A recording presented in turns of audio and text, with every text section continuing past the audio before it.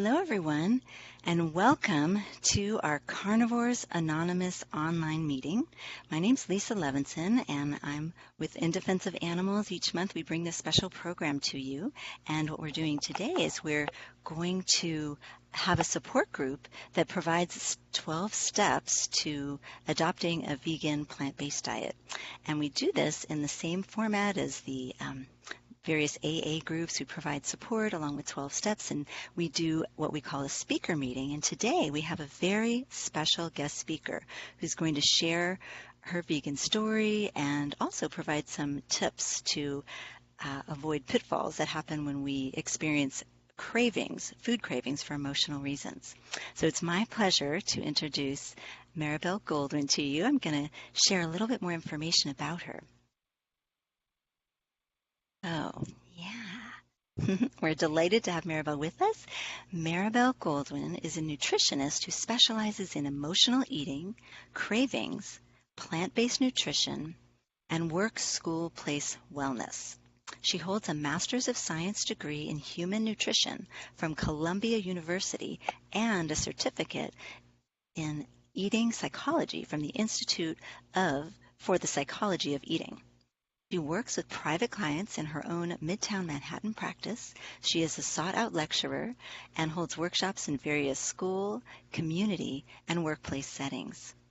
Some of these settings include Columbia University School of General Studies, Marlene Meyerson, JCC of Manhattan, and also Google. Maribel's work on cravings dates back to 2013 when she, as a nutrition student, discovered the power of associations and the symbolic power of associations and nature of various food and lifestyle cravings. Through this insight and thorough scientific research, she created a series of workshops that decipher the deeper human needs behind individual cravings. One of these workshops is geared specifically towards helping the vegan and vegetarian populations understand the why and the how of their non-vegan, non-vegetarian cravings and to curb them before any animal foods are consumed. A very useful bit of information. So we're delighted to have you on board with us today, Maribel. How are you doing? Great, and I'm excited to be joining you guys. Yay! Well, thank you so much. We're really happy to have you with us. What your work so relates to the topic of this online support group, which is how to manage cravings and how to look at emotional eating, which is a big part of making any transition with a person's diet and lifestyle. Yeah. So we're eager to hear your vegan story. If you don't mind sharing it with us, that would be fabulous. Yes, I'm excited. So my vegan story dates back about 15 years ago, actually, is when I discovered the concept of vegetarianism and veganism. And for a year, I transitioned from basically being pescatarian to vegetarian, and then I'm not going to say vegan, but vegetarian who did not eat any eggs, any dairy, but I ate honey. Unfortunately, 15 years ago, we did not have the incredible products we have today, and I didn't have the knowledge and the support, and I ended up getting sick. When I became sick, I went to a doctor, and my doctor said to me, he said, okay, your cure. I still remember this. This is unfortunate. And he said, your cure is go home, boil a chicken, and eat it. And I said to him, I can't even eat an egg. He said, okay, well, it's your life or the chickens. When you're feeling sick and you don't know what to do and a medical professional says something like this, you start to listen. And what ended up happening is slowly I transitioned back to vegetarianism and then back to being an omnivore. And every single time I ate meat, for almost 10 years, I felt tremendous guilt. When I became vegan the second time around, I wanted to make sure that I did it in such a way that I would never, ever go back. And the way I did it is I started paying attention to my cravings. Now, my cravings work starts not from my non-vegan cravings, but actually from cravings for sweets. And I remember in 2013, I was a student. I was still a student. I was doing my master's, and I got a diagnosis of being almost pre-diabetic. Not sure if that's an actual diagnosis, but I was very close to being pre-diabetic. Being pre-diabetic, and my doctor said to me, he said, "Look, I don't know what you're doing, but you either stop it or you're going to have to start taking medication." I did not want to take medication, and I know what diabetes does because it runs in my family. And I said, all right, I'm just going to give up sugar, especially the quantities that I was consuming it in, and I will start journaling what it is that's going on. It was one of the most incredible journeys that I embarked on because it brings us here today. Now, when I became vegetarian in 2013 again, there was no going back. I said, I'm never eating meat. And how this actually happened is a funny story. So I was so scared of letting go of eating meat that I ate it 3 times a day because, well, the doctor said my life depends on eating it. It didn't.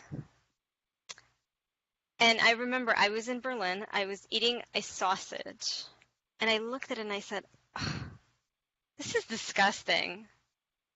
And I said to myself, I'm going to finish this sausage because an animal died for it, and I will never eat meat again. And that was that. That's how I became vegetarian. And then within 3 months, I stopped eating all dairy. And within another 2 months, I stopped eating fish, and that was it. Now, in order to not go back, I started making sure that whenever I was having cravings for non-vegetarian and non-vegan options, I would journal them. And in my journaling, I started keeping track of what else did I want during that time?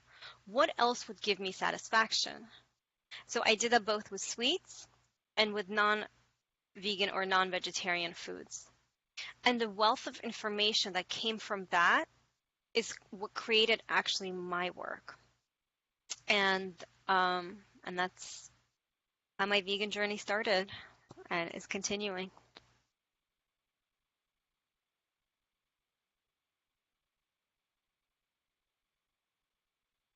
Thank you for sharing that with us. That is really a beautiful transformation, and also a lot about what it's like to be in the medical establishment, to hear what they have to say, and then to feel obligated to follow that.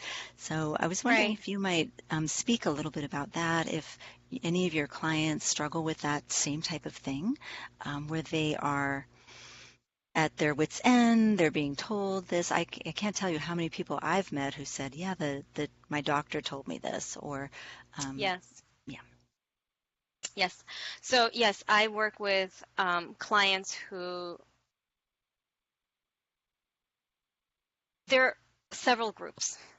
So one group is a group that said, okay, I'm feeling sick. Let's say I have either hypertension or I have high cholesterol or I am pre-diabetic, and my doctor put me on all these medications, and my doctor said, do this, do that, meaning eat more meat, eat more dairy. And when the doctor says eat dairy, I just, why? Anyway, So what I do is I educate my clients about the science behind, first of all, the benefit of eating a plant-based diet, and then the harm that eating meat can cause and does cause to their bodies. The nature of my work is very educational. I have 16 years education work experience in the field of education, and so I bring that now to my current practice. Because when somebody tells somebody to do a thing, let's say eat this or don't eat that, that's great for a short amount of time. But then it's like giving them a fish as opposed to teaching them to fish. And my idea is always to teach my clients how to fish. And so in my work, I teach clients about the science behind the benefit of plant-based eating. And so that sometimes they can even educate their doctors, because doctors don't actually learn nutrition. And the ones that do, they quickly understand that a plant-based nutrition, or at the very least, largely a plant-based nutrition, it's the best way to go. And actually last year I went to a conference where two prominent plant-based cardiologists spoke about cardiac disease, and both of them said, look, when a patient comes in and does not want to take medication, we put them on a plant-based diet. And the reason is because research shows that after each meal that contains animal products or animal ingredients, it's not really ingredients, body's inflammation occurs for 6 hours. Now that's 6 hours that your body has to go from being inflamed to no longer inflamed. And if you eat 3 meals a day, your body basically stays in a state of inflammation for almost the whole day. And we now know that inflammation causes various diseases.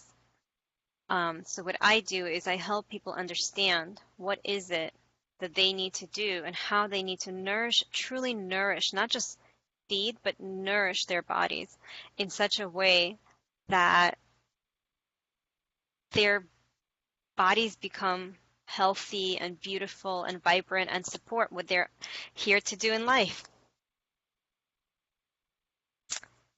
And I remember one story that just really touched me.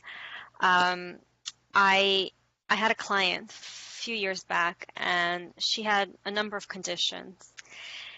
And one thing is she was pre-diabetic, and she actually came to see me for other conditions to really understand the science behind how to take care of herself. And I said, look, at least not 100%, but I always say my clients, transition towards a plant-based diet. You don't have to stop everything right this second. It might not be sustainable for you. But if you can cut it out, you can have meatless Mondays, Wednesdays, and Fridays, and then maybe Saturdays and Sundays, and then add Tuesdays and Thursdays to it. Well, more power to you, literally more power to you. And so just 3 months into our work together, our educational work together, she went back for her test, her blood test, and her physician couldn't believe it. He said, I don't know what you're doing, but you're no longer pre-diabetic. Your pre-diabetic markers are gone. Yep, that's why I do what I do. Wow, that is such an amazing and powerful story. It really Thank you. shows the benefits, like firsthand, the benefits of Yes. going vegan. Do you have any other experiences with people that highlight that, or that you feel were Yes. really helpful? Yes. So one thing that I noticed with my male clients, many male clients, they have this notion that eating steak and eating meat, but especially steak, is part of being a macho man, or just a man. And the funny thing is every time I see this happen, where they say, I have all these conditions, but I love steak. I can't give up my steak. And I say, okay, let's see where that comes from. Every time. I love it. And so we start our work together. We start the nutrition education portion of the work. And then I also at the same time give them what I created and called a cravings log. And cravings log is something that I invented basically. It's a series of questions that help my clients understand on a deeper level what is it that they want to accomplish in real time when they're having certain food and lifestyle cravings. And what a lifestyle craving is something that's shopping, binge watching Netflix, maybe traveling, etc. So when they have food cravings for meat, and especially steak, my male clients, every single time, this is without fail, they say, well, the thing is, eating steak, that's how I show myself, that's how I treat myself. That's how I know I'm successful. Because if I can afford to eat steak, that means I'm making it. And it can't be further from the truth because there's no association between that. Now, pretty much, not anyone, but meat is so affordable. And the other thing is, it's just a cultural association that we have made that says if you eat a steak, and especially an expensive one, you're a successful person. And so what I do with these clients is I really help them see, and this is not just one case, but it's multiple. And I can actually speak about one case that really particularly comes to mind, is that people want to feel successful. People want to feel accomplished, self-expressed, and eating a steak is not the way to it. It's really just being a contribution to society. And in one case, I had somebody come in who said, I don't feel well. He had a powerful position in a large company, and he said, I'm not able to perform at my best, and I know that it's my diet. Can you help me? And so we started looking, and we looked at his diet, and we looked at his cravings, and he ate meat and especially steak way, way too often. And I said, okay, what is going on here? What are you doing? And he also liked watches, and he liked nice clothes, and he said, I just want to feel successful. Oh, when he said that, oh my goodness, everything changed. What I was able to do is I was able to guide him towards having the self-awareness that what you wear and what you eat does not give you success. It can support you in having a vibrant, healthy body and a really just beautiful way of living that you can then use that vitality and that energy to do more in this world. But eating something because it's associated in social media or in popular culture or whatever else, that will not give us the feeling. And so I'll actually show you a little chart that I created. So cravings, how they start is usually we have some sort of an emotional need, and then let's say this is chocolate, but it might as well be steak or anything else. And so we eat the food, and momentarily we feel happy. But then we have this moment where we realize, oh, that's not it. That's not exactly what we wanted. And then there's sense of confusion and then sadness. This guy right here. And then the cycle repeats all over, or no, sorry, this guy. And then the cycle repeats all over again.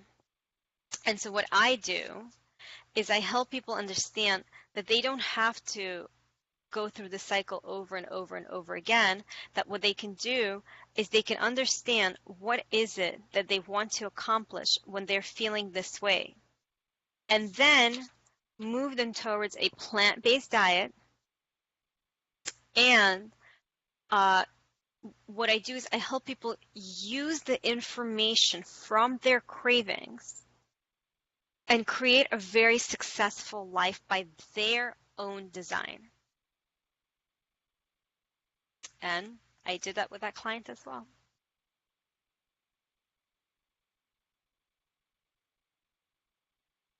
Very interesting. I love hearing about that, and it's something I wouldn't think of. I mean, I guess this idea of the notions, what association goes along with our food. Right. That's really interesting. Have you had anything similar along the lines of that with women or with people? Yeah, Absolutely. yeah. I'm curious to hear a little bit Yes. more. Oh my Mhm. God, so much. So with women, often it's if it's a non-vegan craving, it's ice cream and cheesecake. It's like, I just want more, more, more, more. But especially ice cream. Oh, I get excited talking about this. So with my women clients, what usually comes up is I just can't stop eating ice cream or craving ice cream. I know it's not good for me. I don't want it, and yet I just can't stop. And so again, I do the same exact thing. We go over the cycle, this craving cycle, and I help them understand what is it that they actually want in their life, that this food item basically that they have associated with this food item, but that it represents basically a certain life desire that they are not achieving in their life at this moment. So I'll give you an example. I had a client, and some details have been changed for privacy, but she craved, let's say, cannolis. And my goodness, did she crave those cannolis. And she craved sweets, and especially at night, and especially Friday and Saturday nights. And she just would sit down and she would sit and eat cookies, cakes, and watch TV and eat sweets all evening Friday, all evening, and sometimes all day Saturday. And she came to me asking to lose quite a significant chunk of weight. I said, okay, let's look at what's going on. Why is it that you really, really want these sweets? And we started doing the cravings log and deciphering the associations between cravings and her food intake, basically, and what she really wanted in her life.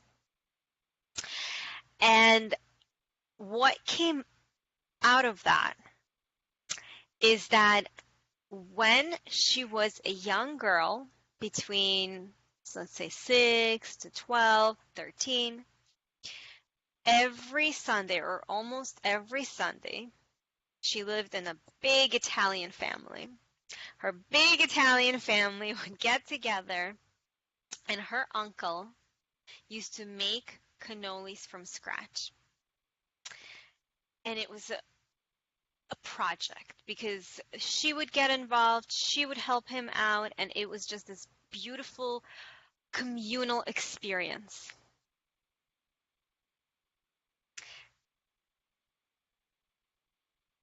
And Yeah. Oh, can you hear just yeah. me? Yes, I can. Oh, Now I can I'm hear you so fine. sorry. Great. Okay, Okay, thank you. great. Sorry. And what ended up happening is she made this association between cannolis equals amazing family time, tribe. And when she moved to New York, a few years prior to starting our work together, she did not have her tribe. And so what she needed to do is create a tribe. And in our work together, one thing we did is we moved her towards a more plant-based diet, and the goal was eventually to have a fully plant-based diet. And then the second part was to help her really achieve whatever she wanted in life, which was a group of friends that she could relate to that would in so many ways replace her big loving family. And she did. In a few months, she became friends with an incredible group of women, and her weight just melted off. It's beautiful. I usually call my month 2.5 to 3.5 months, that period, the melting season, because it just, people start to melt. The weight just comes off. It's natural because they no longer crave what it is that they were craving because their lives are so amazing. If they do the work.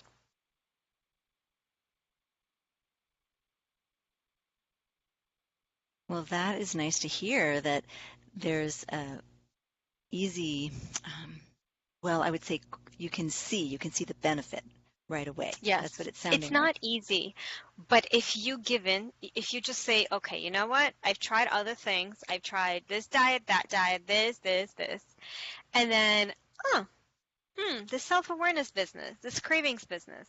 Let me see. Let me listen to that wisdom. Wow.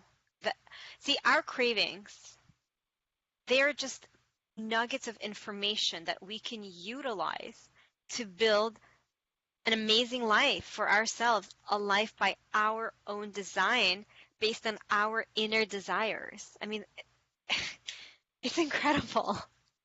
So I did it for myself. these cravings, the way you're describing them, they're actually helpful tools.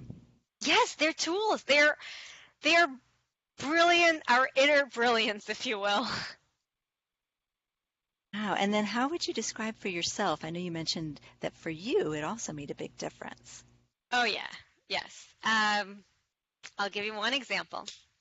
So about a year and 2 months ago, I started craving sweets. All of a sudden, it came out of nowhere. Sweets, sweets, sweets. And I mean, I do this work, so I know it's because I'm lacking love in my life, romantic love. And in that moment, I remember distinctly, I was in Trader Joe's, and all I could think about was getting sweet drinks, chocolate, and cookies. I don't even eat that most of the time. I mean, once in a while, sure.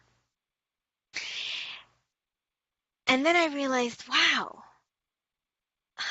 I really would like to have a relationship in my life, and I would like to create that. So I said, okay, Maribel, and this was my inner dialogue with myself. I said, okay, Maribel, can't give you a relationship right this second, so I'm going to have a little piece of chocolate and a little bit of a sweet juice to put off that really strong emotion. But that's it. And then I will keep my eye out on for any romantic opportunities. Early enough, a few weeks after that, I started running into my now boyfriend, and the rest is history. And as soon as we started dating, the cravings just went away.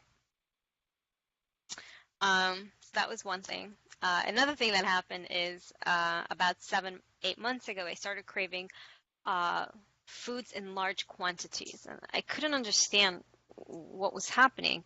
And then I did my own work on myself, and I said, oh, okay. What you actually want is you want support. So you're eating volume because it's like, it was basically me saying to myself, hey, you need a lot of support. And that's when my business started growing, and that's when I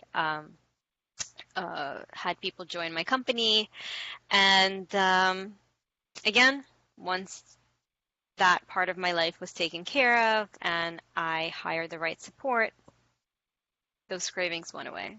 So it's really, it's in so many ways, basically what happens in my experience, what happens is we stop listening to ourselves. As children, oh, we listen to everything. Mom, I want this. Dad, I want this. Grandma, oh, grandma, I want this, this, this, this, this. And then after hearing no, no, and then no a few times over, we start saying, oh, well, and then we become our own naysayers. But the inner desire to feel certain things, to self-express, to be loved, to be cared for, that's still there. And so, and basically, in the way I look at cravings is that they are just these thoughts, these maybe you could say feelings that come up to safely guide us towards what we actually want in a roundabout way. And what I do is I decipher this labyrinth to take my clients from point A to point B very quickly, or much quicker than in the roundabout way.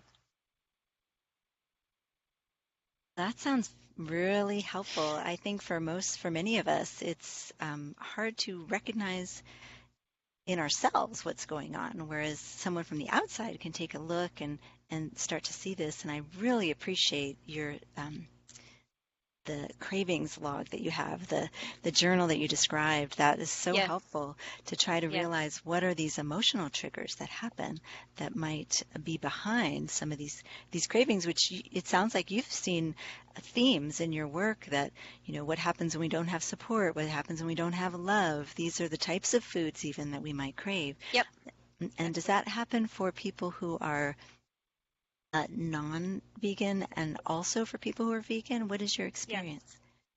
So it's the same thing. Um, it's really, really the same. For people who are vegan and vegetarian, we crave the same thing as omnivore people. The only the only difference that I find in omnis and veggies is that we veggies, we basically sometimes crave foods that are non-veggie, and that actually comes with a lot more guilt than other foods. And so this is why my work is so important to me, is that I want to eliminate that guilt, and I want people to come away with awareness and really knowledge of what is behind those cravings. And it's not that we are these evil meat-eating monsters. No, it's just we have mental associations that we've created, usually many, many, many years prior. Often they were made as children, little children, 2, 3, 4, 5, 6, 7 years old, whatever it is. And then when something is missing in our lives, it's like this association pops up, and we say to ourselves, oh, okay, get this. But really, we don't want a steak. We want to feel successful. And how we can feel successful? Well, we can ask for a raise. We can get a new job. We can start a new business, or we can close down a business and start look for a job. We can do so many other things that do not actually that are that this craving represents, basically, whatever it is. So, for example, for somebody who's a vegan and is craving a non-vegan cheesecake, for example, and this is actually a real example that happened. A client was craving non-vegan cheesecake and felt so bad for it, and what we started understanding is that she didn't crave the cheesecake, is she wanted a communal experience where she felt safe and understood, and that she felt that, again, it's the same, just like that one, same with this one. She wanted a community. The thing is, a community is something that we as human beings, we really actually need. Uh, we are kind of like penguins, we herd together. And when the life storm hits, I don't know if you guys see penguins when a storm hits, they all kind of snuggle together, and then some penguins go on the outside, and then they all shift, and everybody takes their turn. And then, in so many ways, I look at human beings as human penguins, where sometimes we just need someone to protect us for a little bit so we can gather our strength and then weather the storm of life. And paying attention to our cravings will help us understand what is it that we actually want support in, to weather the storm, or to have buddies who help us enjoy life. Yeah, that sounds great. I really like that idea of giving ourselves what we need, and that will result in the type of diet and lifestyle that benefits us the best.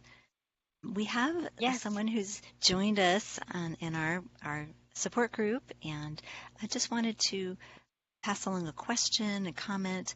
The psychology of cravings is fascinating, and the question is the craving for sweets or carbs or steak, for example, sometimes simply caused by inadequate protein? And this person is sharing that when they're diligently using the vegan protein powder, their cravings for less healthful foods diminish, and also about what happened when they first went vegetarian without enough protein, that their body started to consume their muscle tissue. So can you speak a little bit on that? Sure. So I'm going to, everyone is going to get this. It is a little handout with some definitions, okay? So I'll read from this now. So here, there is a bit about cravings. So just so we have a understanding, a craving is a powerful desire. And in my work, I use it as a symbol for a deeper life need or direction. And there are two types of cravings. One is a physical craving. And a physical craving is a craving that's it's eating in response to physical symptoms of hunger, such as rumbling in the stomach, low energy, or desire for nutritionally dense food, for example, spinach, berries, or walnuts. This is your body's way of communicating what its physical needs are. So, and that is for various macro and micronutrients. So macronutrients are proteins, fats, carbohydrates, and micronutrients are vitamins and minerals. And sounds like your body was saying, hey, over here, I need more protein. And then when you give your body enough protein, it says, all right, I'm good. I find that in my lady clients, when they have, right before their menstrual cycles, oftentimes they have specific cravings.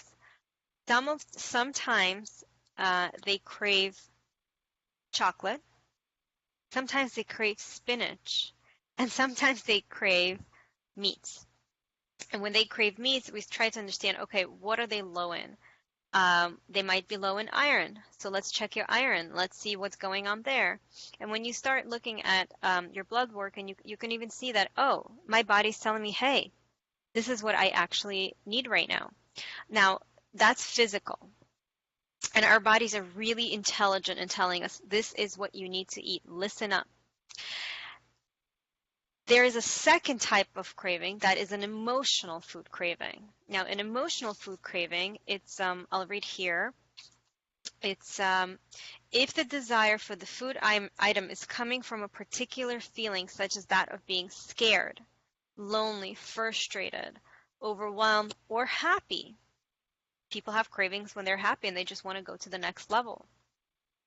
This is an emotional food craving, and this craving is a symbol and stems from an association for something else. If you will, it's an emotional hunger. So there's a physiological hunger that we satisfied with food that is healthy, And then there's an emotional hunger that we satisfied, and that's when the quote unhealthy cravings often come from. And it sounds like when your body says, "Hey, I need more protein," and you give it more protein, you feel better. So good job listening to your body. That's wonderful.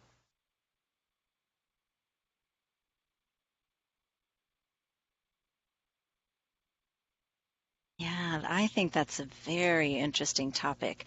I run a support line for activists and people who are trying to adopt a vegan diet for in defense of animals. And I do get this call occasionally. People will call and say, "Oh, I'm, calling from this remote place. I'm the only vegan I know, and I'm, not feeling so good. I've been eating peanut butter and jelly, or I'm eating pasta every night." And I think part of it is really looking at, what are they eating, and then also what are those emotional connections Right.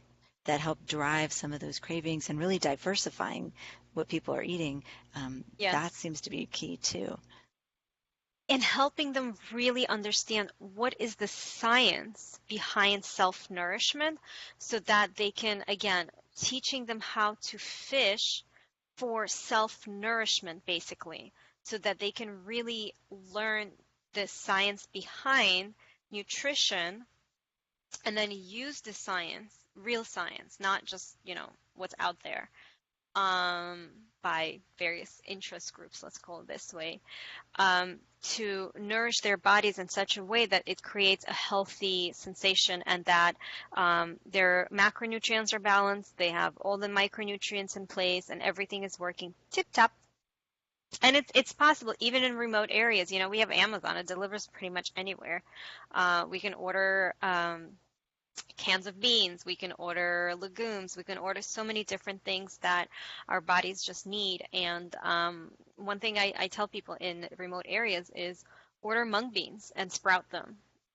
It's tremendously beneficial, tremendously beneficial. It has high vitality. It has protein. It's just wonderful. Wow, this is a great idea. I actually just bought some mung I'm bean full of those. sprouts, so that's Good. great. Yeah. Wonderful. Happy So to share. some of us are in these areas with lots of vegan products and resources, and then other people actually who've joined into the support group at different times do live in areas like that. So I really appreciate you sharing your advice about that and guidance. Um, Sure, my pleasure. so thank you so much for sharing your vegan story with us, and also for sharing some of these great tips. I mean, the mung bean tip, but also to make that connection. As vegans and vegetarians, we're often helping people make the connection between the ethics of their food and here it's also about making that connection between our own emotions and what we're eating and what Yes, we really need. yes. And Uh, if I can say anything else in terms of advice, it's yes, of course, we want to have proteins, and proteins are important, and we, as veggies, we need various sources of protein. And there are definitely ways that you can get inexpensive protein from combining various legumes and tofu, and it's all really actually possible by mail nowadays. And the other thing is, if anybody here is having non-vegan food cravings, just start writing for yourself. In one column, say, okay, craving. What is it that you're craving? And then ask yourself, what do I want right now? And be honest with yourself and just write it down. Whatever comes up, that's okay. And you can always just email me and say, hey, knock knock, need some help here. So tell everyone how they can reach you, if you have a website, Sure. if you have also the way that you prefer people would reach you. So my preferred method of communication is email. My email is mmg, as in Goldwyn, at blossomedlife.com. So that's basically blossomedlife.com. And that is also my website, Blossomed Life. It is currently down for a few more days because I am updating it with wonderful new updates. But once that goes up, probably Monday or Tuesday, they can always just reach me on my website. But really the best way to reach me is by email. Fabulous. Well, that is great news. I'm so excited about your updates for your website and also just this is a very important angle on vegan nutrition. It's Yes, something yes, new that's out there. We want people who are turning the vegan leaf and they're turning over the new yes, leaf, trying to adopt a vegan diet to have a resource such as yourself. yes. But Thank also you. those of us who are vegan who are wondering, what's happening? Why am I craving this? Right. And how do I manage this? Instead of feeling like, oh, I must be not doing this correctly, or perhaps I have a medical issue, it might be emotional. Yes, exactly. And also it's really paying attention and saying, okay, so it can be an emotional issue. Okay, so how can I fulfill my emotions without having going into the direction of eating foods that we don't want? And really, after that, feeling that guilt and the shame and all that comes with it, that you just don't need it. Just awareness, man. That's all. I love the way that you simplified it all. It's so lovely. True awareness, and that is what you do. You help people become Yes, aware. So yes. thank you very much for You're very joining our welcome. Carnivores Anonymous online support meeting. We do have this each month, so you're welcome to tune in. You can find out more at carnivoresanonymous.org. We also have a Facebook page, Carnivores Anonymous, and this program is put together by In Defense of Animals. It's one of our efforts to help people transition to a plant-based diet and to bring more compassion into the world. So really, I want to thank you so much, Maribel, for sharing your wisdom with us, and I'm Sure. looking forward to staying in touch with you and hearing more about your work Thank and what you're you. doing. Excellent. So Pleasure thank is you all very much. mine. Bye. Good night, everyone.